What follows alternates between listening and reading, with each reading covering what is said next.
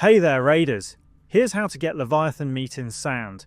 Leviathan Meat is an uncommon green tier resource used for a variety of mid to late game tech tree upgrades and other crafting purposes, so it's worth collecting whenever you come across it. The best way to find Leviathan Meat is by looting rare food crates.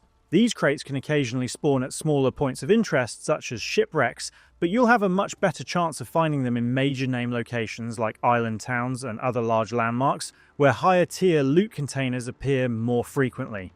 Keep an eye out for the green food crates marked with a white cow icon on the lid.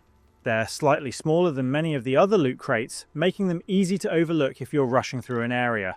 Whenever you spot one, make sure to loot it, as it has a good chance of containing Leviathan meat along with other valuable food supplies.